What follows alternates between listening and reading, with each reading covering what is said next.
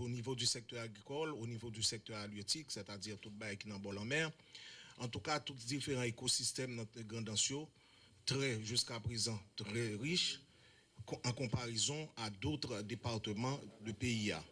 Mais il se trouve que depuis quelque temps, il y a un cri d'alarme qui commence à lancer et il y a une préoccupation majeure qu'on tendait bon côté toute Grand'Anse et Grand'Anse par rapport à déboisement qu'a fait dans Grand'Anse et par rapport à la dégradation des ressources naturelles.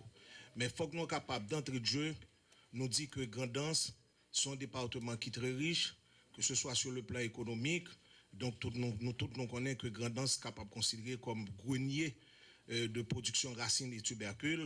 Nous connaissons que Grand'Anse vraiment gagne une végétation tout à fait abondante et à partir de ce moment, Grand'Anse capable même considérer que Grand'Anse sont une zone tout à fait paradisiaque. Donc Grand'Anse offre des services environnementaux tout à fait intéressants dans la mesure où gagne au niveau de Grand'Anse plus de 9 rivières majeures. Et également au niveau de Grand'Anse, on est capable de parler de capacité touristique à partir des plages, à partir des sites historiques, à partir des grottes, ou capable de trouver même des sous-chaudes. En tout cas, tout ça au fait de Grand'Anse, un véritable joyau. Mais il se trouve que depuis quelque temps, eh bien, il y a un problème qui est posé, côté que différentes communautés ont dit, est-ce que si on ne fait pas bagaille pour Grand'Anse, nous ne pouvons pas trouver que Grand'Anse vienne à l'image de d'autres départements qui sont vraiment menacés de désertification.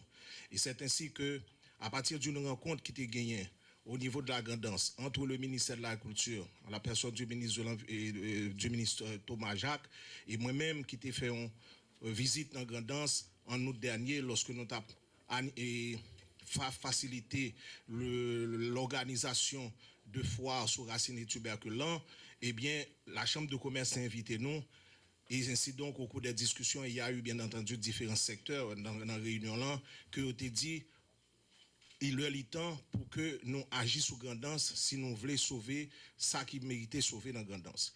Et c'est comme ça que nous avons pris une décision pour nous accompagner les Grand'Anse et les Grand'Anse, nous bien expliqué que accompagner les Grand'Anse et les Grand'Anse parce que c'est une initiative qu'a faite entre petites Grand'Anse. Et ainsi donc, nous te dit que nous avons organisé un forum. Mais à partir de forum là, l'y fait à partir d'une série d'ateliers de zones, nous divisons Grand'Anse, nous avons une approche territoriale, nous divisons Grand'Anse en 3 zones, de façon à ce que nous assurions que les 12 communes de Grand'Anse, dont 9 côtières, capables de bénéficier d'une discussion au niveau de gestion des ressources naturelles. Et c'est ainsi que les 11, 12, 13 derniers de ce mois, eh bien, tu as gagné des ateliers de zone, que ce soit au niveau de Duchiti, Beaumont, Pistel, Corail, première zone. Deuxième zone, Amarians, Deno, les Irois. Troisième zone, Chambellan, Moron, Jérémy, jusqu'à Abricot. Donc, tout atelier de zone SAO, ils ont vu le culminer vers ce forum central.